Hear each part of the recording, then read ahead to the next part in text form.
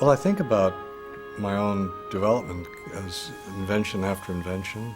John Gardner used the nice phrase repotting, and the capacity we have to continually grow with new experiences. And we keep molting, we keep shedding skins. We must just keep learning, you know? Because basically the process of becoming a leader is similar, if not identical, to the process of becoming a fully human, an integrated human being. And that's sort of an anthem. If there's anything about my work that is an anthem, it's that. I believe that, a strong belief that that's what it's all about.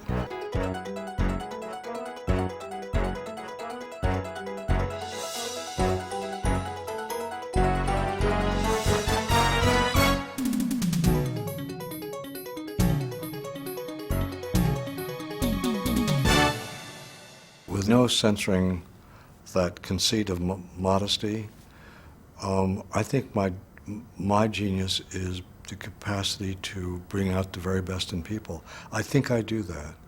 I think that's why people want to be around me. And I think when I'm at my best, it's doing that. I mean, what's that famous Cole Porter song? I get no kick from cocaine. It's what I get a kick out of, because that also brings out the best in me. So it's very selfish, isn't it? And selfless, both. I mean, it's like that.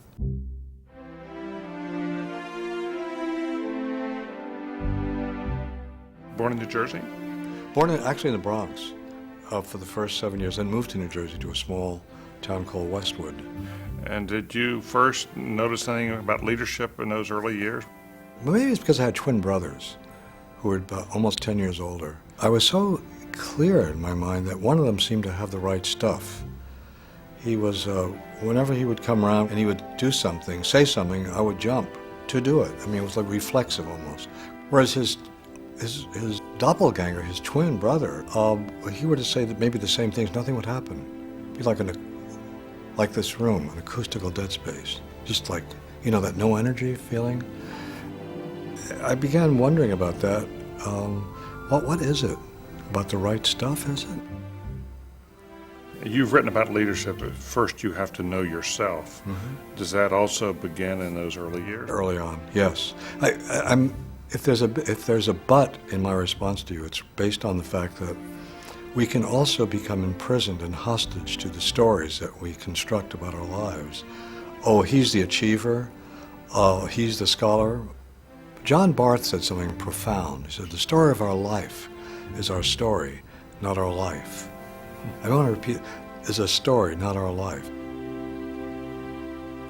You've argued in your books that one has to overcome that story. In effect, one has to become the author of their own life. You have to write. Why did you enlist in the Army, and how old were you? I joined at the age of 17, almost 18, February 23rd, 1943. And I joined a unit in the front lines during the time when we just had broken through the bulge. And these guys in my platoon really made me their leader. Can you imagine? They were my mentors. Who would have thought that the scared 19-year-old kid would be leading a platoon in World War II? How did the war change you in terms of your leadership?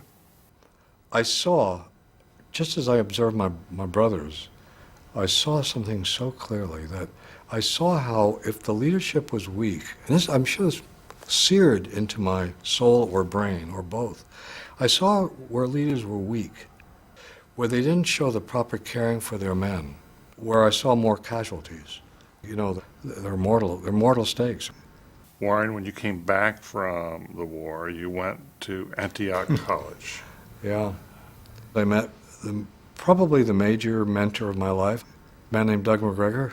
Doug had an agricultural view of leadership development. That is, if you create the right caring, again, getting back to that caring for your men, that people will grow. So it's the leader as gardener, the nurturer. Yes, I think leader as gardener, leader as interested in the environment of growth. Like sometimes I think we go through these leadership development programs where we think we can just stick a person into a microwave and out pops a McLeader. It doesn't work like that. Warren, I'd like to focus on your experience as a leader, working in university life, and what you discovered? Well, I very much wanted to be a university leader, David, and make some changes in how way higher education is done. And then I became president of the University of Cincinnati. I did that for about 7 years. And David, I realized it wasn't where I felt I could best express who Warren Bennis. I really learned a lot about who I was and what I wanted, what I needed. And I think I was okay at it and learned a lot from it, but I think I knew. I did not love it. Your conclusion about that for leaders is? Gotta love it. You gotta love it. Gotta love it. Warren, since leaving the University of Cincinnati, you've been highly prolific. Over the course of your career, how many books do you have now? 27. I smile because it's 28 in the pipeline. How can one write that many books? Well, first of all, get good co-authors. But I think writing without teaching would not be. I mean, I thrived with both of those things. How do you know what you're going to excel in? All those possible selves in you that unless you're put into the role, how would you possibly know whether you can be a great film director or a great CEO or a great public servant or starting a not-for-profit until you...